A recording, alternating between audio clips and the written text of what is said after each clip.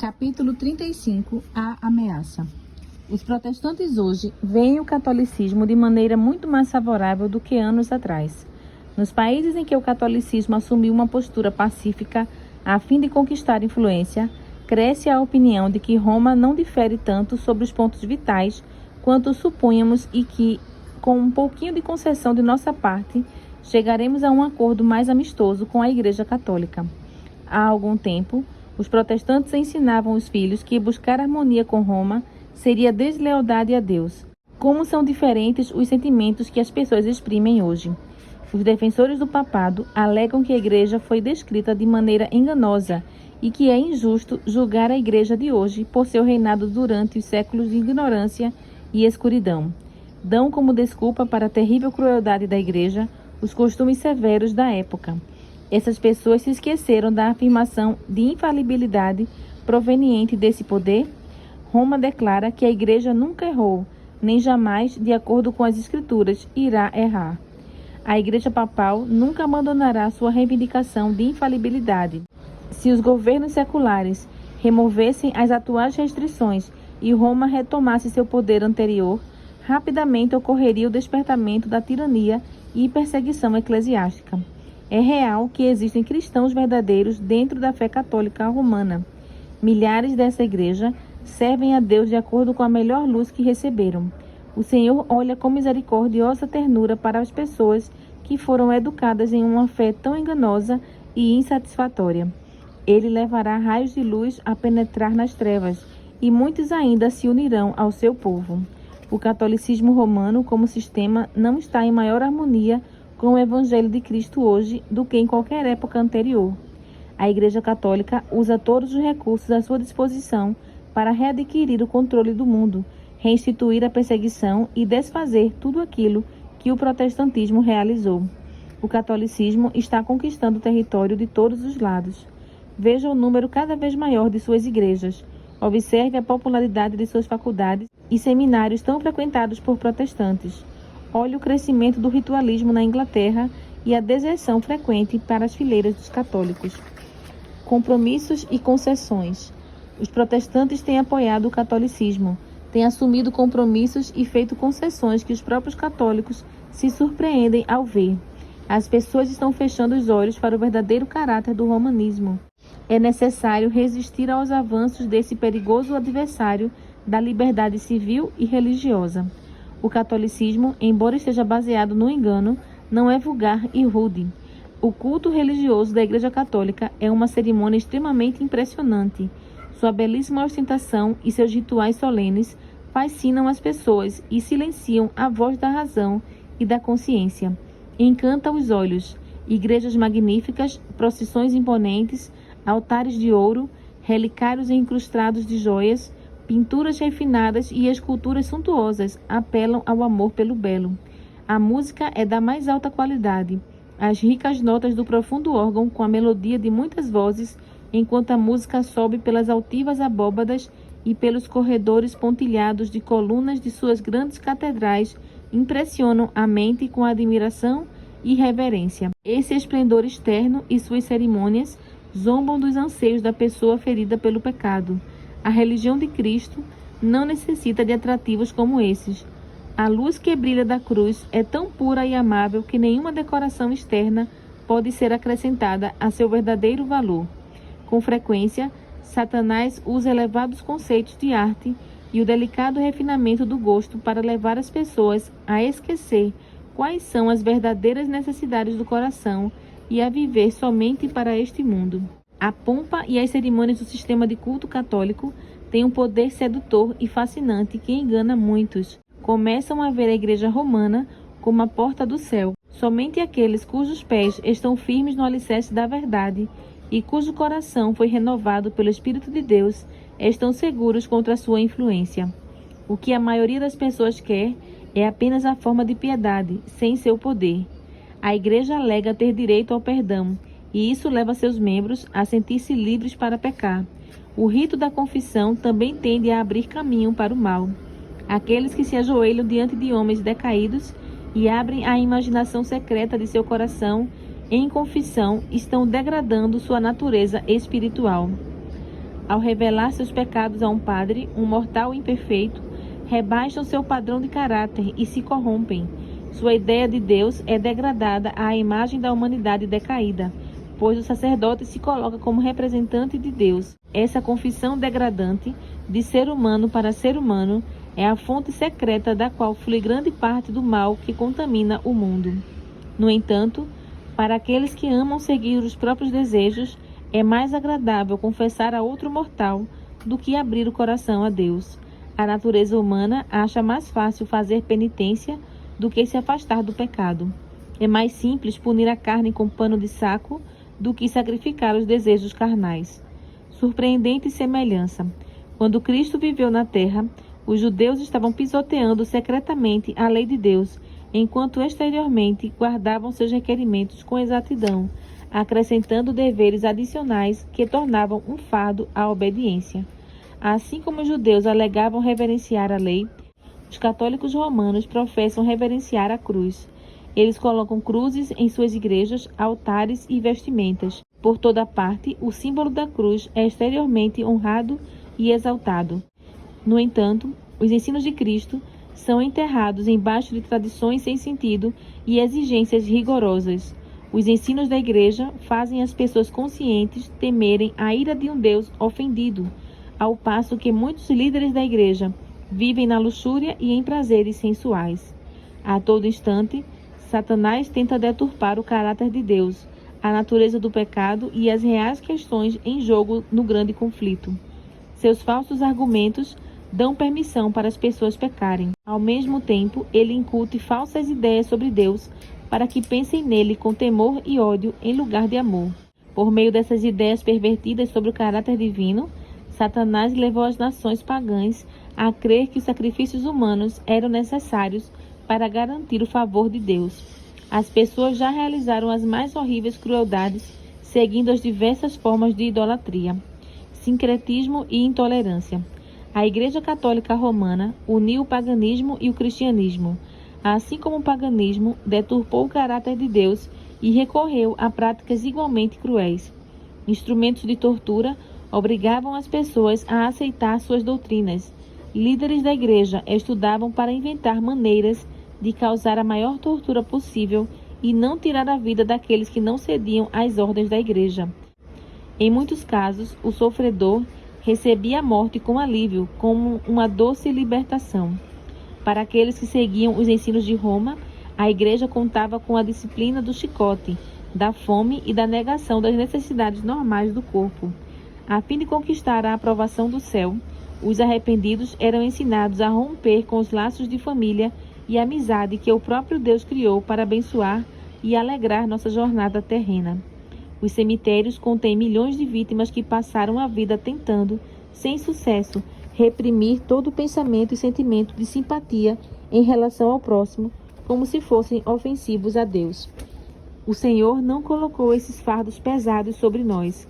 A vida de Cristo não dá exemplo para homens e mulheres se fecharem dentro de monastérios, a fim de se prepararem para o céu. Ele nunca nos ensinou a reprimir o amor e a simpatia, doutrinas da idade das trevas. O Papa afirma ser o vigário ou o representante de Cristo. Por acaso Cristo foi conhecido por colocar pessoas na prisão por não o adorarem como Rei do céu? Sua voz era ouvida em condenação daqueles que não o aceitavam? A Igreja Católica hoje apresenta uma aparência agradável ao mundo, cobrindo com desculpas seu registro de crueldades terríveis. Vestiu-se de roupas com aparência cristã, mas não mudou em nada. Todos os princípios do papado de eras passadas continuam a existir. A Igreja ainda defende os dogmas inventados na Idade das Trevas. O papado que hoje os protestantes respeitam é o mesmo que governou nos dias da Reforma, quando homens de Deus se levantaram correndo risco de morte para expor seus males. O papado é exatamente aquilo que a profecia declarou que seria, a apostasia do tempo do fim, segundo Tessalonicenses 2, 3 e 4. Sob a aparência mutável do camaleão, esconde veneno imutável da serpente. Aceitaremos esse poder, cujo registro de 1000 anos foi escrito com o sangue dos santos, e o reconheceremos como parte da Igreja de Cristo? Mudança no protestantismo. Nos países protestantes, ouvimos a alegação de que atualmente o catolicismo difere menos do protestantismo que no passado. De fato, houve uma mudança, mas não no papado. O catolicismo realmente se parece com o protestantismo que existe hoje, porque o protestantismo degenerou demais desde a época dos reformadores. As igrejas protestantes estão procurando a aprovação do mundo, e assim veem o bem em tudo que é mal. Era como se estivessem agora pedindo perdão a Roma pela opinião rude que tiveram a seu respeito, implorando perdão por seu fanatismo. Muitos alegam que as trevas intelectuais e morais que prevaleceram durante a Idade Média ajudaram a espalhar as superstições e a opressão de Roma. Dizem que a maior inteligência dos tempos modernos e a liberalidade crescente em questões religiosas impedirão o reavivamento de qualquer tipo de intolerância. Ridicularizam a ideia de que esse estado de coisas possa existir nessa era iluminada. No entanto, devemos nos lembrar de que quanto maior é a luz concedida, maior é a escuridão daqueles que a pervertem e rejeitam. Uma era de grandes trevas intelectuais foi favorável ao sucesso do papado. Veremos ainda que uma era de grande luz intelectual será igualmente favorável. Em eras passadas, quando as pessoas não tinham conhecimento da verdade, milhares foram apanhadas na armadilha, sem ver a rede se espalhar bem diante de seus pés. Nesta geração, muitos também não veem a rede e andam em direção a ela como se estivessem de olhos vendados. Quando as pessoas colocam as próprias teorias acima da palavra de Deus, a inteligência é capaz de causar ainda mais dano que a ignorância. Assim, a falsa ciência da atualidade será bem-sucedida em preparar as pessoas para aceitar o papado, assim como o ocultamento da verdade o fez na Idade Média. Um costume. A observância do domingo é um costume que se originou em Roma, e a Igreja Católica a reivindica como sinal de sua autoridade. O espírito do papado, de seguir os costumes do mundo e honrar as tradições humanas acima dos mandamentos de Deus, está se infiltrando nas igrejas protestantes, levando-as às mesmas obras de exaltação do domingo que o papado realizou antes delas. Decretos reais, concílios gerais e ordenanças da igreja ratificadas pelo poder secular foram os passos por meio dos quais a festa pagã alcançou sua posição de honra dentro do mundo cristão. O primeiro esforço legal para impor o domingo foi a lei promulgada por Constantino. Embora fosse, em essência, um estatuto pagão, o imperador o fez vigorar depois que aceitou as formalidades do cristianismo. Eusébio, bispo que tentou obter o favor dos príncipes e que era amigo especial de Constantino, afirmou que Cristo havia transferido o sábado para o domingo. Não ofereceu nenhuma prova extraída das Escrituras. Ele próprio, sem o notar, admitiu que sua alegação era falsa. Todas as coisas que era nosso dever fazer no sábado, nós as transferimos para o dia do Senhor. Assim que o papado foi estabelecido, continuou a exaltar o domingo. Por um tempo, as pessoas continuaram a considerar que o sétimo dia era o sábado. Aos poucos, porém, uma mudança ocorreu. Posteriormente, o Papa orientou os padres das paróquias a advertir os transgressores do domingo de que seu comportamento poderia causar grandes calamidades sobre si e sobre seus vizinhos. Quando os decretos de concílios eclesiásticos deixaram de ser suficientes, a Igreja solicitou às autoridades seculares que fizessem um decreto para espalhar terror no coração das pessoas e forçá-las a parar de trabalhar aos domingos. Um sínodo realizado em Roma reafirmou todas as decisões anteriores e as incorporou à lei da Igreja. As autoridades civis de quase todos os países cristãos as fizeram vigorar. Ainda assim, a falta de autoridade bíblica para a guarda do domingo era embaraçosa. As pessoas questionavam o direito de seus mestres de ignorar a declaração: o sétimo dia é o sábado dedicado ao Senhor, o teu Deus, Êxodo 20:10, a fim de honrar o dia do sol. Para compensar a falta de testemunho bíblico, a Igreja precisou recorrer a outras provas. Por volta do final do século XII, um zeloso defensor do domingo visitou as igrejas da Itália. Testemunhas fiéis da verdade resistiram à sua presença, e seus esforços foram tão infrutíferos que ele deixou o país por um tempo. Quando voltou, trouxe consigo um documento que afirmava vir das mãos do próprio Deus. Ele continha a necessária ordem de guardar o domingo, com terríveis ameaças para amedrontar aos desobedientes. Esse precioso documento, alegava ele, havia caído do céu e fora encontrado em Jerusalém, no Gólgota. Na realidade, o palácio do Papa em Roma era sua verdadeira origem. Em todas as eras, a hierarquia papal tem considerado aceitáveis fraudes e falsificações. Apesar de todos os esforços para promover a santidade do domingo, os próprios católicos admitiram em público a autoridade divina do sábado. No século XVI, um concílio papal declarou que todos os cristãos se lembrem de que o sétimo dia foi consagrado por Deus e tem sido aceito e observado não só pelos judeus, mas por todos os outros que afirmam adorar a Deus, muito embora nós, cristãos, tenhamos mudado o sábado para o dia do Senhor. Aqueles que alteraram a lei de Deus não eram ignorantes em relação ao que estavam fazendo. Penalidades severas. Uma ilustração impressionante das práticas de Roma está na longa e sangrenta perseguição aos valdenses, alguns dos quais guardavam o sábado. Além disso, a história das igrejas da Etiópia ou Abissínia é especialmente significativa. Em meio às trevas da Idade Média, o mundo perdeu de vista os cristãos da África Central e se esqueceu deles. Assim, por muitos anos, eles desfrutaram de sua fé em liberdade. Por fim, Roma descobriu sua existência e ludibriou o imperador da Abissínia para que reconhecesse o Papa como o vigário de Cristo. Então, a Igreja promulgou um edito proibindo o povo de guardar o sábado sob severas penalidades. Logo, a tirania romana se tornou um jugo tão amargo que os abissínios ou etíopes tomaram a resolução de se livrar dele. Expulsaram os católicos romanos de seu território e restauraram a antiga fé. Ao passo que as igrejas da África guardavam o sétimo dia em obediência ao mandamento de Deus, também se abstiveram de trabalhar aos domingos em conformidade com os costumes da igreja. Roma passou por cima do sábado de Deus a fim de exaltar o seu, mas as igrejas da África, escondidas por quase 1000 anos, não participaram dessa apostasia. Quando colocadas sob o controle de Roma, foram forçadas a deixar de lado o sábado, o verdadeiro, e exaltar o falso. Mas assim que reconquistaram sua independência, voltaram a obedecer ao quarto mandamento. Esses registros revelam com clareza o ódio de Roma em relação ao verdadeiro sábado e seus defensores. A palavra de Deus ensina que essas cenas vão se repetir quando católicos e protestantes se unirem para exaltar o domingo. Parece cordeiro. A profecia de Apocalipse 13 declara que a besta com chifres como cordeiro fará a terra e seus habitantes adorarem o papado, simbolizado pela besta, semelhante a um leopardo. A besta com 2 chifres também ordenará aos habitantes da terra que façam uma imagem em honra à besta. Além disso, mandará todos, pequenos e grandes, ricos e pobres, livres e escravos, receberem a marca da besta. Apocalipse 13, 11 a 16. Os Estados Unidos são o poder representado pela besta com 2 chifres como cordeiro. Verso 11.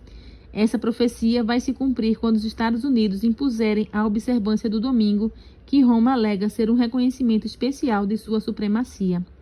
Uma das cabeças da besta parecia ter sofrido um ferimento mortal, mas o ferimento mortal foi curado. Todo o mundo ficou maravilhado e seguiu a besta. Apocalipse 13, 3. A ferida mortal aponta para a queda do papado em 1798. Depois disso, diz o profeta, o ferimento mortal foi curado. Todo mundo ficou maravilhado e seguiu a besta. Paulo afirma que o homem do pecado realizará sua obra de engano até o fim dos tempos. 2 Tessalonicenses 2, 3 a 8. E todos os habitantes da terra adorarão a besta, a saber, todos aqueles que não tiveram seus nomes escritos no livro da vida do Cordeiro. Apocalipse 13, 8. Tanto no Velho Mundo quanto no Novo Mundo, o papado receberá adoração por meio da honra tributada ao domingo. Desde a metade do século XIX, os estudiosos das profecias têm apresentado ao mundo a mensagem de Apocalipse 13. Agora vemos os acontecimentos se encaminhando rapidamente rumo ao cumprimento da predição. Ensinadores protestantes alegam a autoridade divina para a guarda do domingo com a mesma falta de evidência bíblica que os líderes católicos. A afirmação de que Deus envia seus juízos sobre o povo por transgredir o domingo vai se repetir e já começa a se fazer ouvir. A Igreja de Roma é extraordinariamente astuta, consegue interpretar o que está acontecendo e quais serão os resultados, que as igrejas protestantes estão reconhecendo sua superioridade ao aceitar o falso sábado e que estão se preparando para impô-lo da mesma maneira que ela própria o fez em eras passadas. Não é difícil adivinhar a rapidez com que correrá ao auxílio dos protestantes nessa obra. A Igreja Católica Romana forma uma vasta organização sob o controle da Santa Sé. Seus milhões de membros de todos os países se unem em lealdade ao Papa, a despeito de sua nacionalidade ou de seu governo nacional. Embora possam jurar lealdade ao Estado, por trás dessa promessa está o voto de obediência a Roma. A história revela seus esforços dissimulados e persistentes para se infiltrar nas questões governamentais e, depois de conseguir acesso, promover os próprios objetivos, mesmo que isso signifique a ruína de príncipes e do povo. Roma se vangloria de nunca mudar. Os protestantes não compreendem o que estão fazendo ao propor aceitar a ajuda de Roma na obra de exaltação do domingo. Enquanto eles estão concentrados em seu propósito, Roma tem o objetivo de retomar seu poder, a fim de recuperar sua supremacia perdida. Depois de estabelecido o princípio de que a Igreja pode controlar o poder estatal, que observâncias religiosas podem ser impostas por meio de leis seculares, em suma, que a autoridade da Igreja e do Estado envolve dominar a consciência, o triunfo de Roma estará garantido. O mundo protestante descobrirá as intenções de Roma somente quando for tarde demais para escapar da armadilha. Ela cresce silenciosamente em poder. Suas doutrinas exercem influência sobre o poder legislativo, sobre as igrejas e sobre o coração das pessoas. Ela reúne forças a fim de obter vantagem quando chegar o momento de dar seu golpe. Tudo o que deseja é solo favorável, o qual já tem recebido. Logo, todo aquele que crer na palavra de Deus e a ela obedecer, enfrentará censura e perseguição.